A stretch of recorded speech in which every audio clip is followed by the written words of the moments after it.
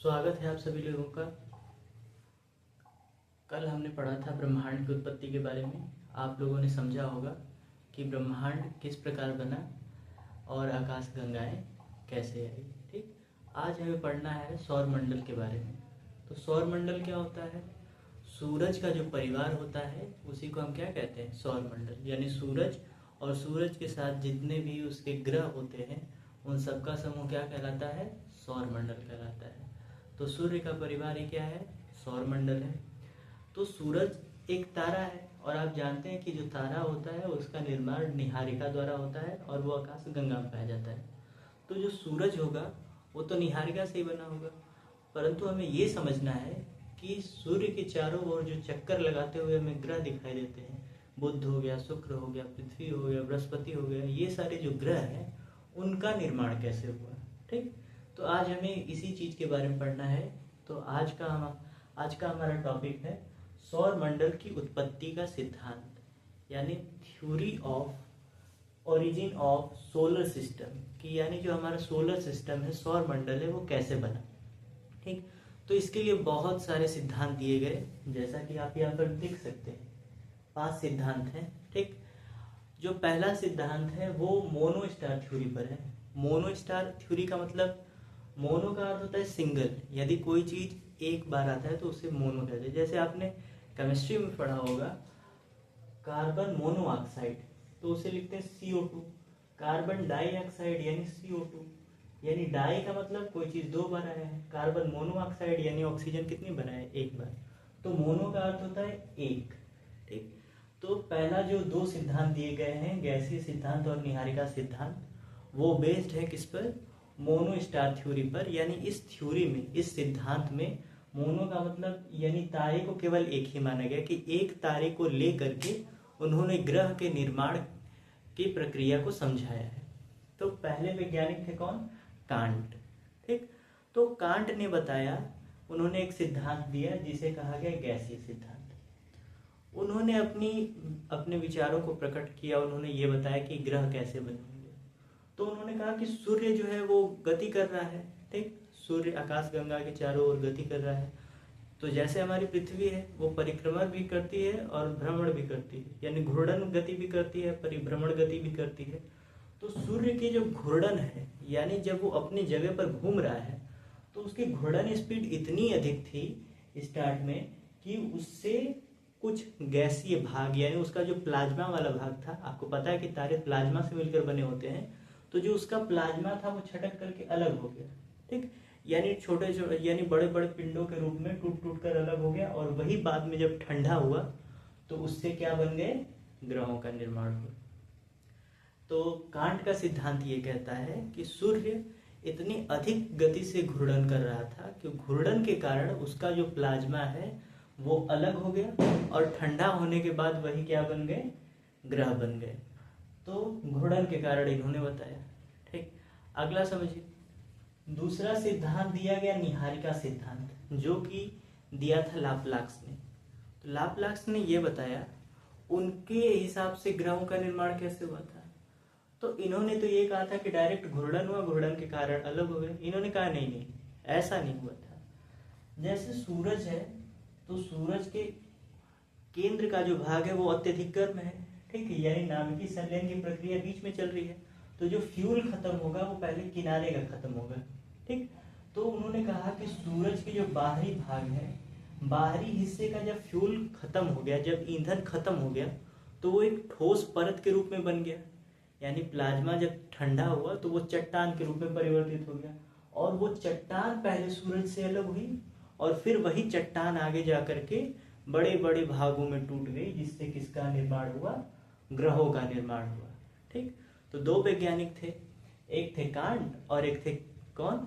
लाप्लाक्स। इन्होंने एक तारे को, यानी सूरज, केवल सूरज को ही एक तारा मान करके ग्रहों के निर्माण की प्रक्रिया बताई, यानी जो सौर मंडल है उसकी उत्पत्ति का सिद्धांत दिया। परंतु ये दोनों सिद्धांत विफल रहे। क्यों? क्योंकि जब इसकी जांच की गई तो यदि ये ग्रह सूर्य से मिलकर बने हुए हैं तो सूर्य पर जो पदार्थ पाया जा रहा है उसके गुण और इन ग्रहों के ऊपर जो पदार्थ पाया जा रहा है उसके गुण एक जैसे होने चाहिए, परंतु ऐसा नहीं था। दोनों के गुणधर्म क्या थे, अलग अलग थे, इसलिए दोनों के सिद्धांतों को क्या मान लिया गया, गलत मान लिया गया। तो ये शुरुआत थी मोनो स्टार थ्योरी की तरफ से, एक कांट ने दिया और एक लाप्लास ने। फिर आगे चल करके एक नई थ्योरी है, उसमें कहा गया डुअल स्टार थ्योरी।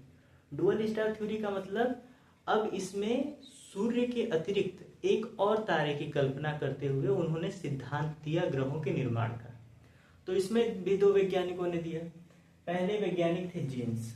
ठीक, जीन्स की परिकल्पना क्या थी, उनका ये कहना था कि जो सूरज है, ठीक, तो सूरज के करीब से कोई एक तारा गुजरा होगा।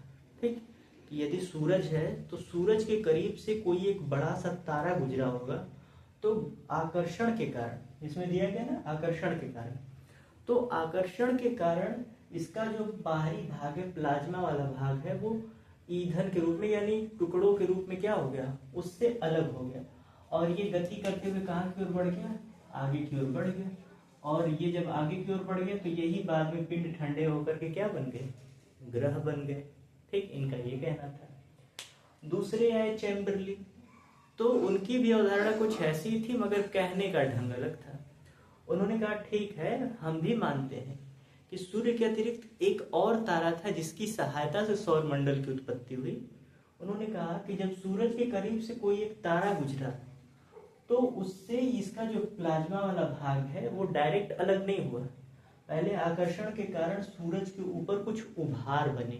ठीक, यानी उसके ऊपर उभार हो गया, ठीक, इस प्रकार का। और जब ये तारा आगे चला गया तो ये जो उभरा हुआ भाग है वो ठंडा हुआ, ठंडा होने के बाद सूरज से क्या हो गया, अलग हो गया, क्योंकि अंदर का भाग एकदम गर्म है, बाहर का एकदम यानी सख्त है, तो वो उससे टूट करके क्या हो गया, अलग हो गया।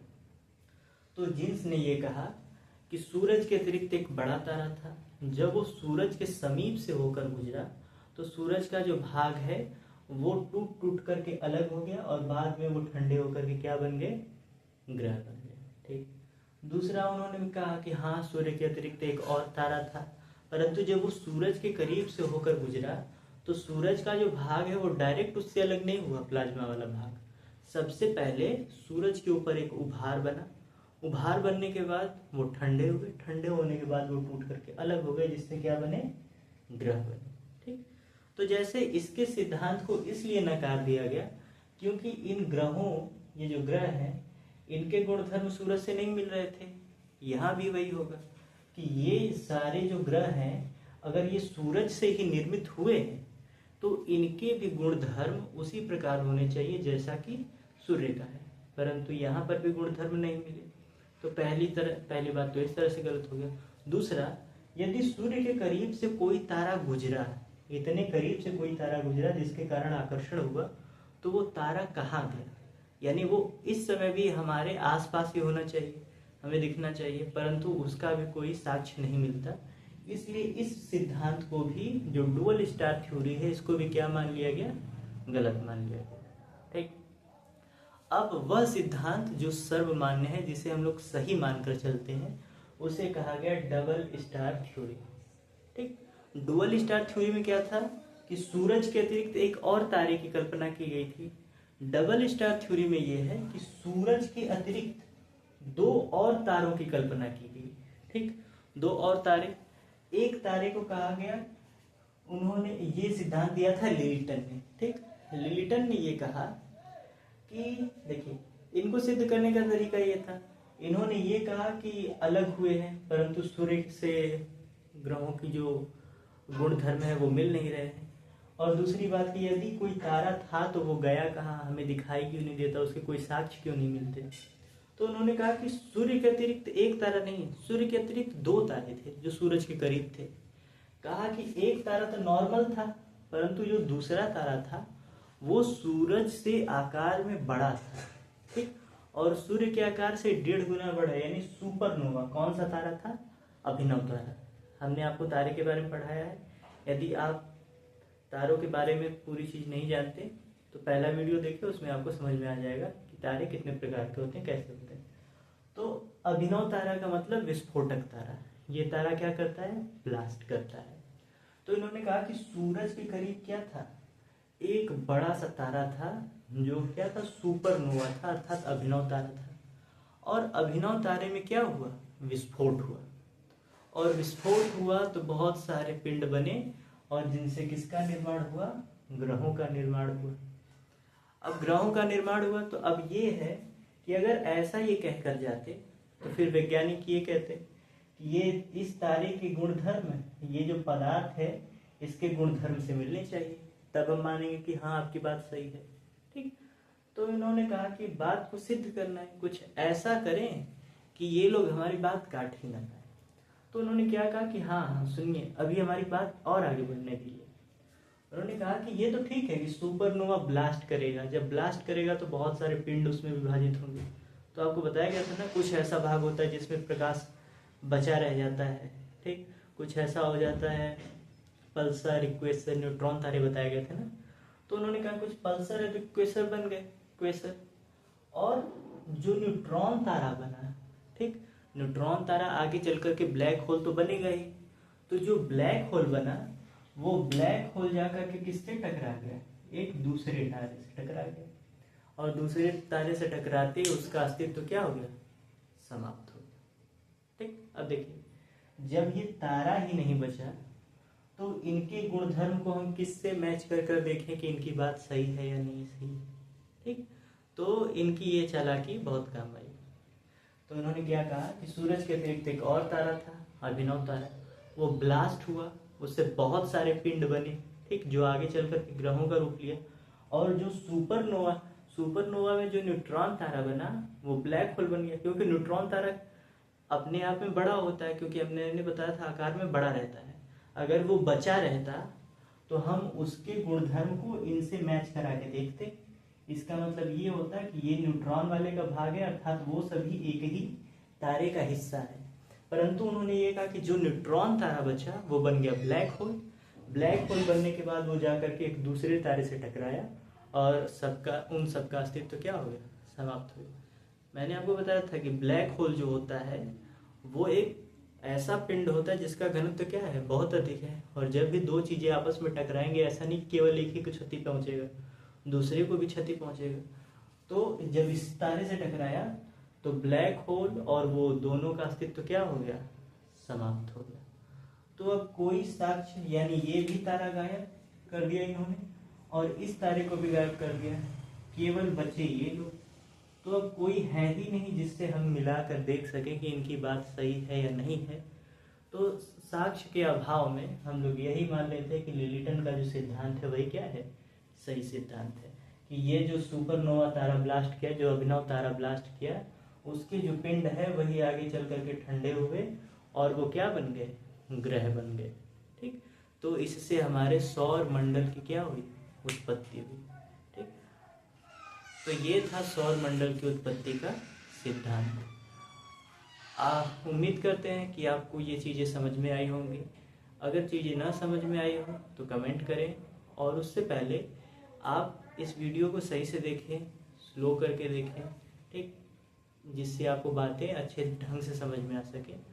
और इस वीडियो में अगर कोई भी बात ना समझ में आई हो तो कमेंट करें, हम अगले वीडियो में उसका उत्तर देने का प्रयास अवश्य करेंगे। धन्यवाद।